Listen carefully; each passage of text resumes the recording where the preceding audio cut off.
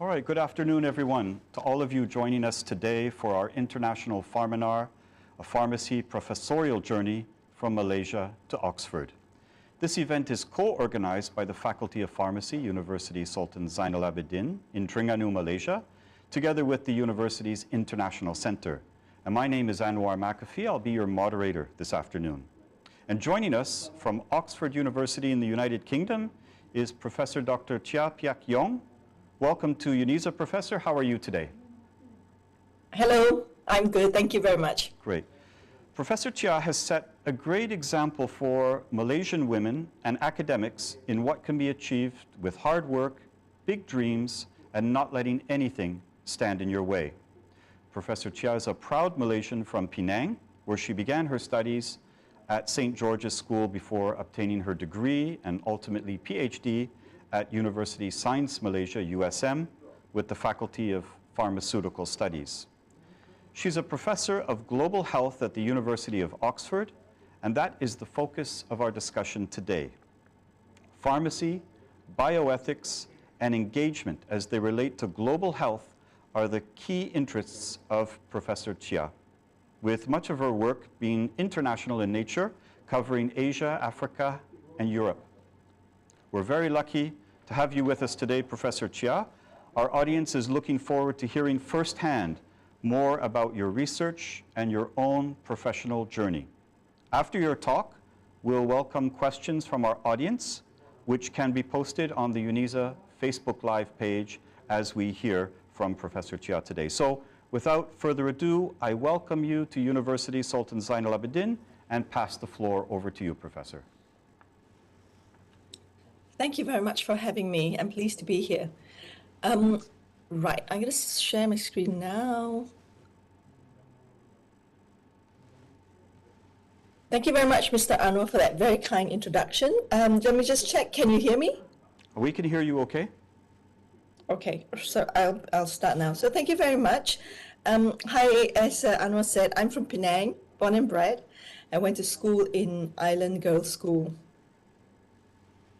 So today I'm just going to, well, I was asked to talk about my professional journey, which is really difficult because it's quite difficult to talk about yourself for an hour, so I will try my best.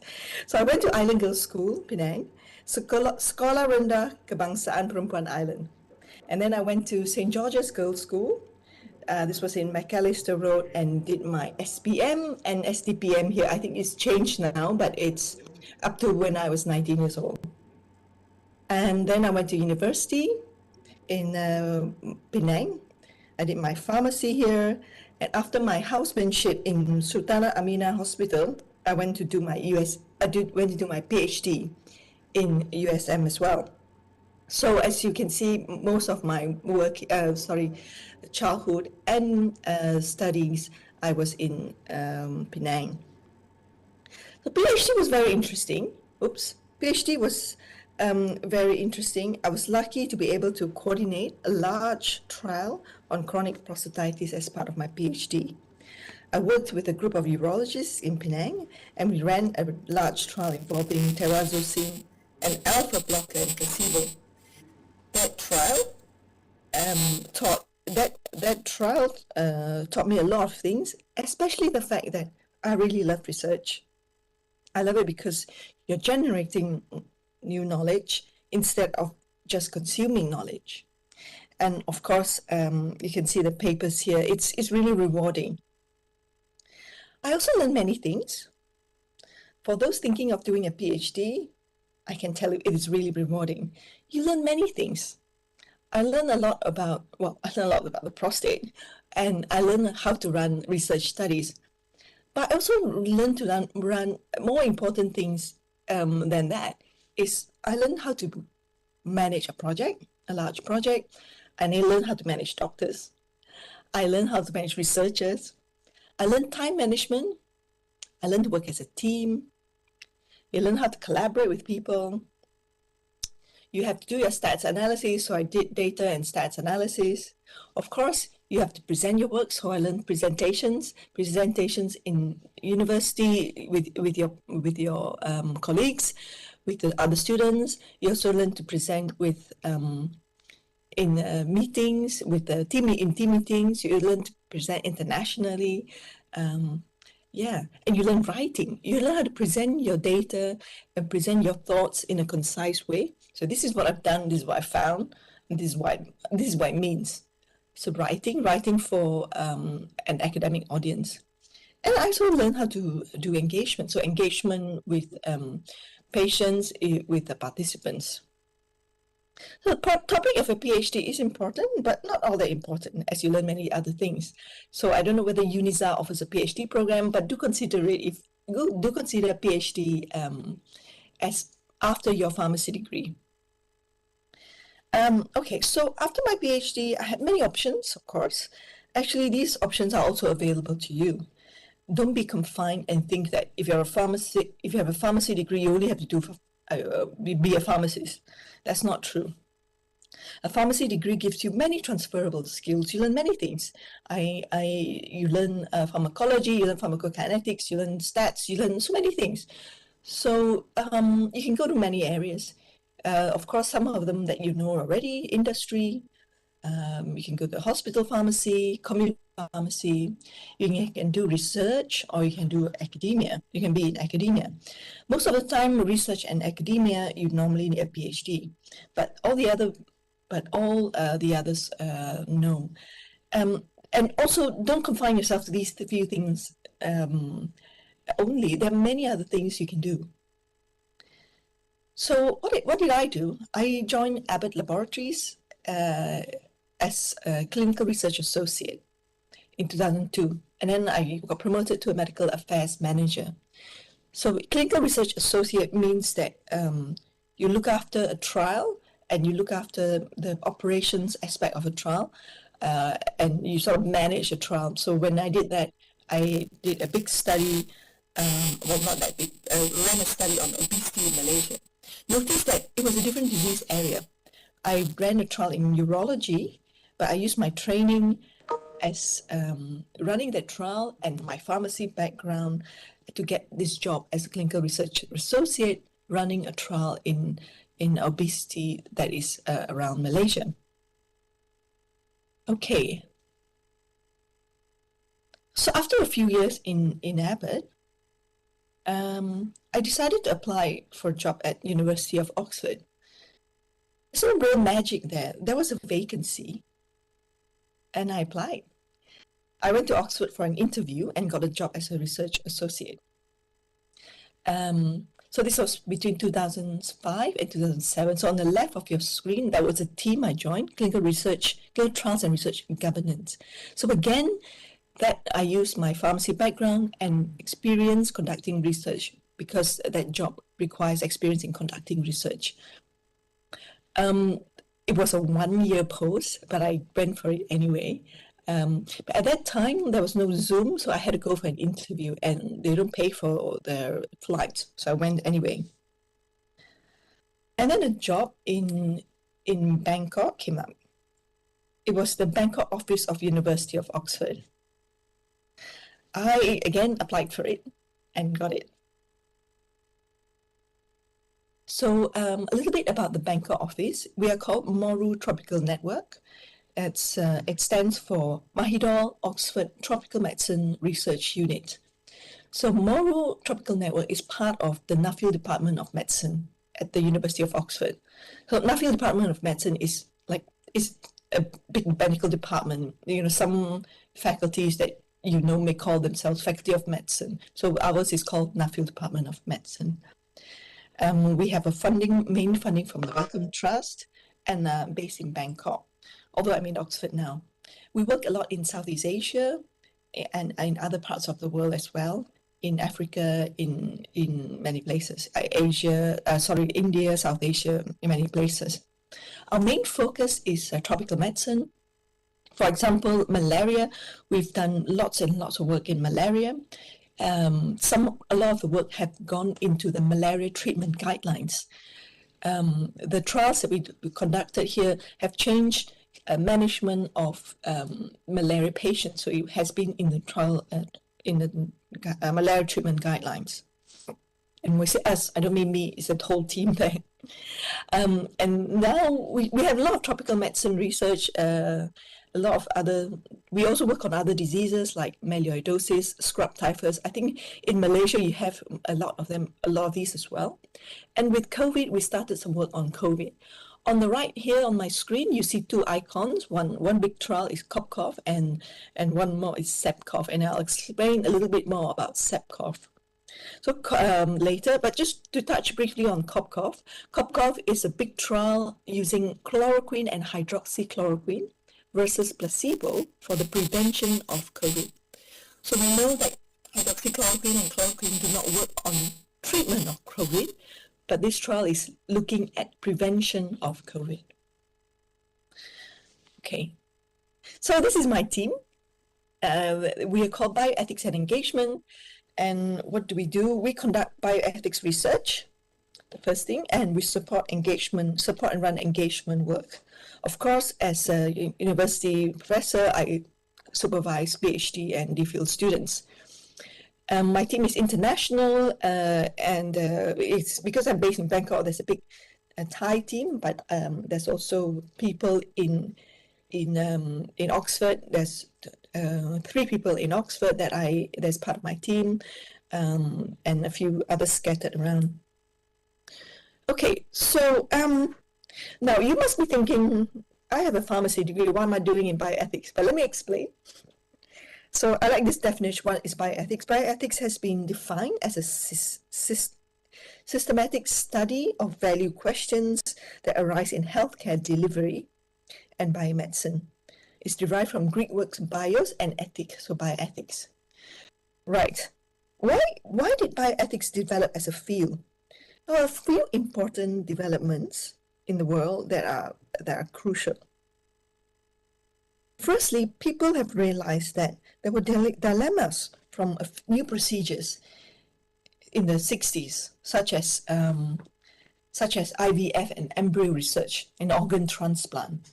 So some of these are more controversial, and there was much debate about them.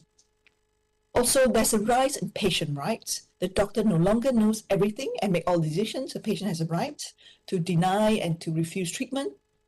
Society has also become more pluralistic, less religious. While previously we can ask our religious leaders what is right and wrong, for example, abortions, now these discussions warrant a wider, more inclusive discussion. There are different aspects or phases or subfields in bioethics. So bioethics is a broad term, but within bioethics, there's clinical ethics. Clinical ethics means this is about a single patient in front of you. When a patient is presented before you with a certain condition, what should you do for this particular patient? This particular patient has a certain medical and social conditions, certain values, certain background, religion. So what are we doing for this particular patient? That's called clinical ethics. Research ethics is about enrolling someone in a clinical trial, whether clinical trial is that piece of research is ethical or not, how do you conduct informed consent for that project. So it's about research studies. And then we have public health ethics. So public health ethics, these involve policy decisions like are vaccine mandates ethical, because these things affect the whole community, not just one patient, and they are not normally research, it's more public health. Okay. And then research ethics. So this is what I'm doing, research on bioethics. Okay, research on bioethics. So research on bioethics. Okay, so let me be clear, this is not about getting ethics approvals for research studies. It's conducting research on bioethics, or sometimes you call academic ethics. Okay, so I think it's best to illustrate bioethics by giving you some examples of bioethical questions. So one question I would propose is, should teenagers be allowed to buy contraceptive pills from pharmacists without parental consent? Think about it. Should teenagers be allowed to buy contraceptive pills without parental consent? Okay. Second question. No need to answer. I know it's a difficult one. That's why it's called bioethics research. Should minors, children, be allowed to consent to enroll in research studies? Yeah, below 18, can they consent for themselves? It's not assent, it's not parental consent. Can they consent for themselves in studies? Don't tell me what the law says, because this is that I'm asking you a bioethical question, not a legal question. Okay? Next question.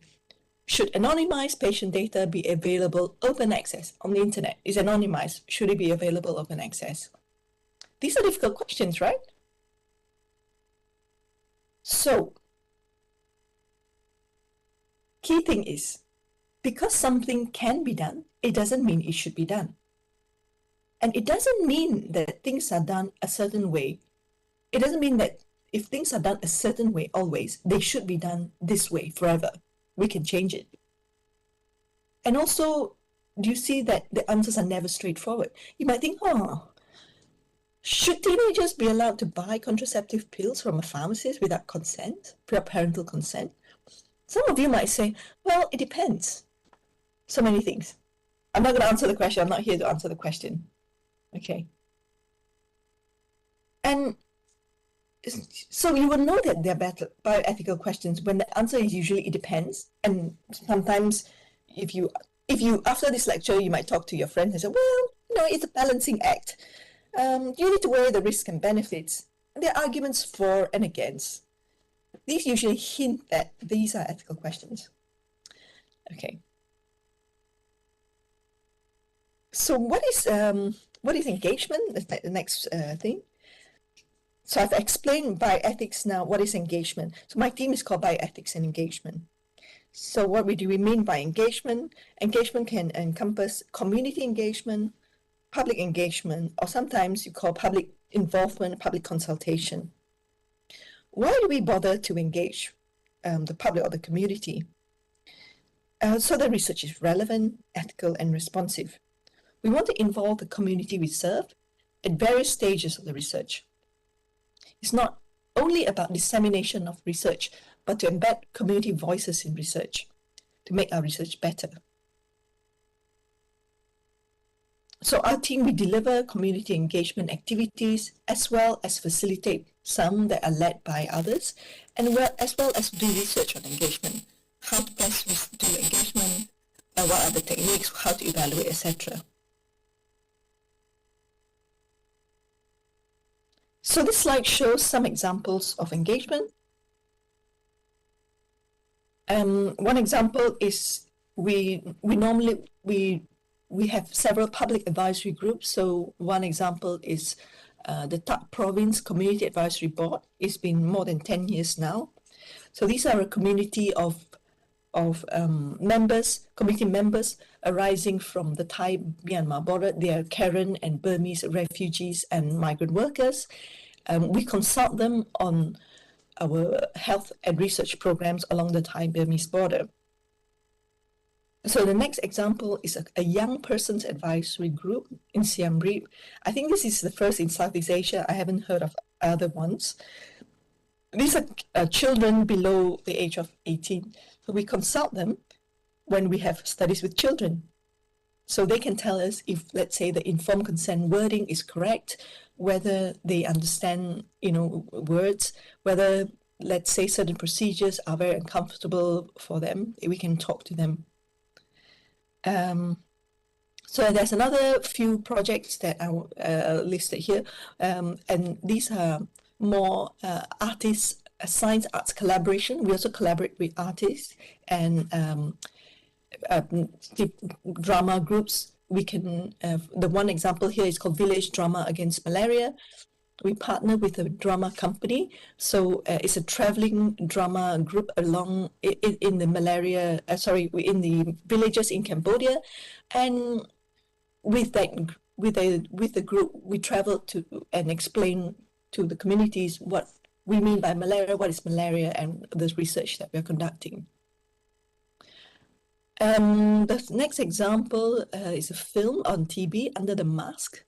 So if you're interested, I can show you the YouTube link, and it's a film, it's a movie, a 1.5 hours fiction. So we use that film to engage with the public on TB research, TB risk, how to get diagnosis on TB, and what are the symptoms. We also do the usual things like public talks, exhibitions, etc. On the right here, you see a student. That's my DPhil student, who's a Nepali, giving a talk this was in Bangkok. Okay, so I've given some examples on engagement, and I just want to show you an important guideline that talks about engagement. You might be familiar with this one. It's called the SIOMS guideline. International Ethical Guidelines for Health-Related Research Involving Humans. I don't know whether you have to conduct any research as part of an elective or as part of a thesis upon graduation, but if you do conduct human research and look at these guidelines, these are very important. But I wanted to show you this excerpt from that guideline. It says that researchers, sponsors, and relevant institutions should engage potential participants and communities in a meaningful participatory process in the design, development, implementation, and monitoring of research and the distribution of the results. So it's in international guidelines. Okay. Okay, so probably best if I illustrate some of my project, well, maybe just one engagement projects, then you see a little bit more of what I mean by engagement. So I hope you all know about AMR as pharmacists. AMR means antimicrobial drug resistance. All right. As you know, AMR is a big problem and it's an issue pharmacists can really get involved in. It's about drugs, it's about antibiotics. So this is right up your street. This project is called AMR Dialogues. It's an example of an ongoing engagement project. So there is a need for engagement and consultation with communities in proposed AMR mitigation solutions, including national action plans. So every country is supposed to have their own national action plan to tackle the problem of antimicrobial resistance. And AMR, it's a big problem in Southeast Asia, as you know. So we were doing a series of dialogues with AMR stakeholders. And what do you mean by stakeholders? They are manufacturers, regulatory authorities, ministries of health, prescribers, pharmacists, farmers, insurance company, patients, etc. Pharmacists are a very important target audience, because how many pharmacists you know are dispensing antibiotics? A lot. And it's the same in Thailand too. Okay. So we have these dialogues in various regions in Thailand with the aim of informing the next Thailand National Action Plan. An important part of the project is community dialogues. The objectives are to discuss important AMR issues such as local availability of suppliers on antibiotics or informal suppliers, level of enforcement, demographics, and socio-economic status of communities. What do we want to do? We want to co-create context-specific solutions to mitigate AMR. We have two types of meetings, a virtual and in-person in various locations in Thailand. And we call the virtual ones national virtual conversations, number one there, because participants can come from all over Thailand, because they are not restricted by location or geography, then they can just dial in. So we call them national virtual conversation. And then we have in-person regional conversations in the north, south, northeast, and central regions. So these are face-to-face workshop-y type things. So maybe some of you, oh my God, AMR is a problem in Malaysia. I think national action plans or ways to mitigate AMR, it shouldn't come from the top to say, okay, this is what we're going to do, because it may not work. We need to consult with stakeholders. So this is a big project that I'm running right now.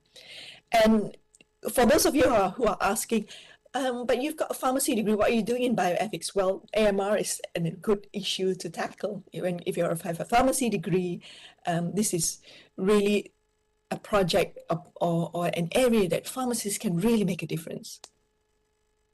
And I want to illustrate another group of projects that I've been involved in. I mentioned SEPCOF just now. So SEPCOF means social, ethical, and behavioral aspects of COVID-19. So, vaccines and drugs for treatment and prevention of COVID require robust evidence, right, from clinical trials before they can be used. Well, public health interventions such as quarantine, self-isolation, lockdowns, etc., should be based on evidence too. And there are some experiential and mathematical modeling data for these interventions. But if there is a lack of data on social, ethical, and behavioral aspects of these interventions, so we hope that the data we derive from this type of work will inform public health restrictions and interventions that are non-pharmaceutical, if you know what I mean. So if you, so like some of these, like this paper on the left, we looked at economic and social impacts of public health measures. It's a survey. And on the right, we use a qualitative research methods to do this. So together, I mean, we're not the only ones doing it. So let together governments around the world and locally will hopefully be able to use this data to inform the next public health intervention or the next pandemic or the next wave. Hopefully this will help that. Let's see. So yeah, this is my last slide. So thank you very much. I'm happy to answer any questions. If you have specific questions on projects or as well as my journey, yeah, please, you're most welcome to ask me. Okay, I'm going to stop sharing my screen now. Yes, we're done. We're back. Thank you very much for that. Is my voice coming through okay? Yes, have I stopped? Yes, you've stopped sharing the slide. So that was a wonderful talk on your journey and your views on bioethics and engagement and all the facets of the things that you're doing with Oxford University. We have a few questions already. Some are heavy duty, some are light. I'll start with some of the lighter questions. I have seen the drama on malaria that you mentioned in Cambodia. And it was a beautiful video because the value of it, I mean, the visual value of it, it was high quality. So it was very aesthetically pleasing to watch, and then the story is there about what's happening. So we do have a question about integrating science and art, that it's an excellent public health initiative, and the question is, how can we do the same with COVID-19 vaccination education? A combination of art and science. What are your views on that, Prof? COVID-19 education. Yeah. Well, again, I haven't done the COVID-19 education, but my team members have. But I just maybe mention a little bit about the Village Drama Against Malaria project. So before we embarked on the project, we talked to lots of people in those villages. So just I wanted to describe these villages to illustrate them so you know what I mean. These are rural villages without roads. They live in huts. They don't have mobile phones. They are forest goers, so they pick fruit and they go hunting in the forest. So you can imagine the setting, right? Kampung style. And so because of that, the village leaders and the health workers and teachers, that we talked to them first, what should we do to help disseminate malaria information? So they told us, don't bother with pamphlets and things like that. It's not going to work. What we probably want is either you have a big village drama or concert, then everybody will come out because it's an event for the year. And also when we talk to the teachers, there are lots of children there because you know the average age in Cambodia is young because of the population demographic. So there are lots of children there. So things to do with children is good. So we workshop with village leaders, teachers, and healthcare workers, and they said, well, if we have a drama company that's local, we work with you, and we come up with a script on malaria, and the children participate as actors to help disseminate that information. So the children are helping us by performing in these in the sketch. The teachers help prepare the children to participate. The teachers learn, the children learn, and during the performance, the parents, the whole village come out. So that's was what we did. I think my message is it's very, very context dependent.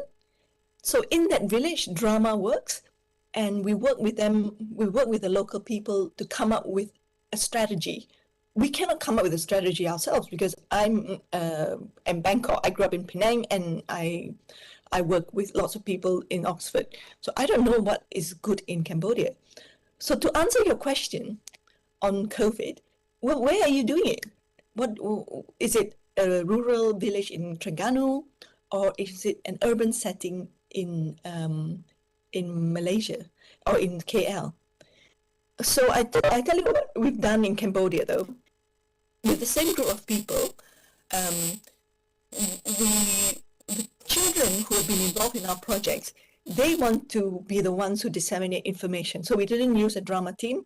We trained the children, and this came from the ground, from the bottom, from the kids and teachers. The children want to be, they want to teach other children. So we taught a core group of children, and we support them with materials. So they went to disseminate the information. So that's what we did in the same villages in Cambodia. But as I said, it's only for that village. I can't suggest other things for other places. You need to find out what would work best in that particular context. Does that answer the question, Anna? At each individual case to see what is best tailored for that audience. Okay. Yes. Following up with that a little bit on COVID, because COVID is something that has been global and it's been very rapid over the past 2 years. So from your perspective as a researcher on bioethics and someone involved in engagement, what would you say are the lessons that we have learned quickly in the past 2 years, because you've had this almost like a big experiment to work with? Are there any benefits that you have drawn from this over the past 2 years? Can you repeat the question, please? I'm looking at what are the lessons that you have learned in relation to bioethics and engagement as they relate to the current COVID situation. Okay. Well, the world has learned a lot, and I have learned a lot, in fact. I think, unfortunately, COVID has shown us that so global health is about health inequity. So we want to narrow or close the health equity gap. And unfortunately, COVID has shown us that the gap is there and is exacerbated with COVID. So people who are worse, people who are already not well off, who are in a vulnerable position, they are worse off. So, and I can give you a few examples. For example, people who, for example, non-pharmaceutical interventions like lockdowns and self-isolation and closing of businesses, right? So people who are already worse off are made worse because they live in crowded conditions, they live in poor sanitation, they don't have regular jobs. So they are the ones who took the hit the most with COVID restrictions. So the social inequalities, health disparities, they're exacerbated with COVID. Even the non-pharmaceutical interventions. And when you talk about pharmaceutical interventions, look at vaccine inequity, the whole world. Now, in the developing world, I think nearly 70% have had complete doses already. and a lot have had boosters. Some people have had 4 doses, whereas people in poor countries in Africa, in DRC, where we have malaria projects there, there's minus, no, not minus, sorry, there's 0.5% vaccine only. So we can see the huge health disparities. So this is, as I think everyone knows that the best way to tackle these pandemics or future pandemics is to make sure that people have good health care, basic health care, universal health coverage. Like Malaysia, you go to the hospital, it's free most of the time. You have to pay a little bit maybe. So these type of things are important to do that. As a researcher in global health, I've also learned other things. Who has COVID experience? No one. Who's an expert on COVID? No one. But with these transferable skills that I mentioned just now, you can conduct research, you can write papers, you can raise funding. So I have also have COVID research, but no one is an expert on COVID. So this is what I learned. Oh, we can do COVID research as well. So that's my answer for you. Okay. All right, thank you. Related to the health system and research in general, let's look at the context. The next question is about the Malaysian context. So how do you evaluate the health system research in the Malaysian context, and what measures can be taken to strengthen the health system research here in this country? I'm afraid I can't answer that question because health systems research is a specific field, and I'm not an expert on that. So health systems research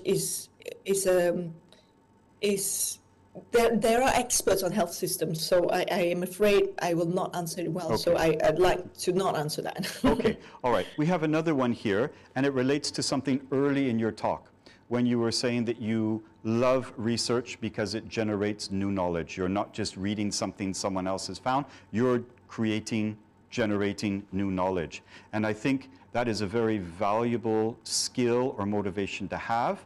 So my question is here, how do you motivate the young people to be interested in this generating new knowledge, as opposed to just learning what is already out there and saying, oh, that's all I want to do?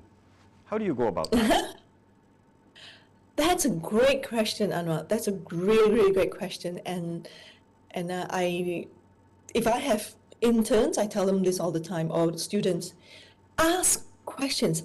And this is, my professor at university, Professor Yuan, always says this to me: ask questions all the time. Question everything. Don't take everything at face value. Question everything. So, as a child, you say, oh, mommy, why is the sky blue? That kind of questioning. Question everything. And let me give you examples as a pharmacist, right? You can question things like, why are we taking this pill 3 times a day? Why? Where does the data come from? Why is this blue? Why is this pill blue? Who made that decision? Why? Everything has a reason. Everything has a reason. And a lot of reasons are based on research. Some are based on lab research, like, why do you take 3 times a day this particular antibiotic? They will be based on research in pharmacokinetics or clinical trials. But even questions like, why are we making this pill blue? I'm sure there's research. It could be behavioral, it could be other things. So question everything. If you question everything, then, you may not end up as having a research career, but you will end up being a better pharmacist, a better I don't know, have an inquisitive mind. Why is this happening? Yeah, excellent. I've heard the word curiosity used, that is the skill that lots of people want everyone to have in the workplace, in the school, in the university. Okay, another question now is, it's a general question again, and it's about what you've been talking about mostly, bioethics and engagement. So bioethics, when we look at the world in different countries, which regions are the leaders in bioethics today, where most of the work or the effort is being put in? And which regions do you think are not even touching this issue yet? Is there an imbalance between regions that look at bioethics and others that ignore it? Oh, absolutely. This is a great question. So bioethics sort of started in the West. It's more, it's West as, okay, this, I, I correction. Official formal word bioethics started in the West, not bioethics in general. In the West, meaning America and Europe. So a lot of research is done there, and research ethics, like all these guidelines, come from there. So in the West, and based on Western values mostly, right? Autonomy, patient rights is very, very strong there. And a lot of published papers are from the West. So Americans, Western Europe. At the moment now, a lot of bioethics centers are in America and Europe. There are, in terms of research, there's some in Africa and increasingly in Southeast Asia as well. So Southeast Asia is a little bit behind, I must say. And I wouldn't, let's say, official literature, okay? Because a lot of literature, unfortunately, in academia is published in English. But informal bioethics, that's not classified as bioethics, I don't know, but I'm sure it's been around in Malaysia, in Singapore, in China, in Japan for the longest of time, because but they're maybe not published and maybe not published in English. So I'm sure in the Muslim world, you discuss, I know, bioethical issues, moral issues like abortions, like IVF. The Buddhists, they also discuss this, but you can't find English literature, academic literature on it, but they're there. So I'm not sure how to answer your questions, but I would say that academic bioethics in the English literature in the university is lacking in Southeast Asia. And to me, even I have looked very hard. So let's not talk about Malaysia, because Malaysia, I can understand the language, but how can I find literature in Khmer, in Burmese? They are there, but it's not, you can't search it. And they don't even use the word bioethics when they talk about these kind of discussions. Okay, yeah, it's very interesting. Yeah, so if you, it's an area that is really good to get into, because there's in terms of research, in the academic literature, there's very little here. Okay. Oh, but back to you, Anna. Yeah, okay, I really like that answer. That it seemed like academically there is an imbalance, but in practicality there's probably a balance. Sure. It's just you have to go out and find it. It's probably there based on your experience. So the next follow-up question is, how do you strengthen, let's say, bioethics in Southeast Asia? And by that, I think what we mean is, maybe how do you influence policy? If it doesn't, is the academic route the best route to influence policy, or are there other ways for bioethics? Well, the academic route is important because you need to learn you need to have the basic training in bioethics, and so okay, when you say policy, right? Policy comes from somewhere, right? If there's a policy X on, let's think of something that we all know very well. Let's say, what's that? Chickenpox, measles. So those older disease. Why is there such a policy? It must come from somewhere. Okay. So the policy development of the policy usually is done by a group of people, usually in ministries. I would say in those policies, if there's no official bioethicists in that policy, we have to weigh things like how does the policy affect the poorest or the worst off versus the others. And sometimes it really takes a lot of discussion to think about those things. How do we get voices of people affected to go into that policy? So when you ask me, how do we influence policy? The first question is, how does the policy get done in the first place? Mm-hmm. So the policy should get done with a lot of ethical issues in mind. And if you if in doubt, and if you have time and funding, and I would propose that, do a little bit of research, get views from people, do some research. Sometimes it's called bioethics research, but social science research. How might these policies affect people? And then hopefully that will inform the policy. Okay, all right, thank you. I've really enjoyed listening to your experience and the areas of research and the things that you've been doing over the last, I guess it's a few decades. If we go back to 2005, you mentioned something where you started. And we appreciate you spending the time with us. Do you have anything you want to say, any parting comments that you'd like to share with our audience before we wind up? I just would like to know, who's the audience? Is this mainly pharmacy students, or is it the whole university, or who is in the audience? We've opened it to, of course, first and foremost, our pharmacy faculty, the students and staff there, but we've opened it to other universities in Malaysia and their pharmacy departments, okay. And of course, anyone that would be interested in hearing from a Malaysian representative as a professor at the University of Oxford. So it's a broad audience. I see. Oh, that's very kind. So no parting words, just to say thank you very much for having me. I feel very honored. Okay, thank you. Well, on behalf of the University Sultan Zainal Abidin, I'd like to thank you, Professor CHEAH, for volunteering your time to be with us today and sharing your vast experience and your expertise. Your talk has been a motivation to the students and the staff that have participated today alike. And I'd like to pass on a special thank you from our Vice Chancellor, Professor Fazli, and from our Dean of the Faculty of Pharmacy here at UNICEL, Professor Luwa. They both recognize your commitment to this event as something of importance to our health sciences community at UNICEL and beyond. They're both grateful for your willingness to spend some of your valuable time with us. And lastly, I'd like to thank you, the audience, for joining us today. We hope this time has been of benefit and value to you, and we appreciate all your questions today.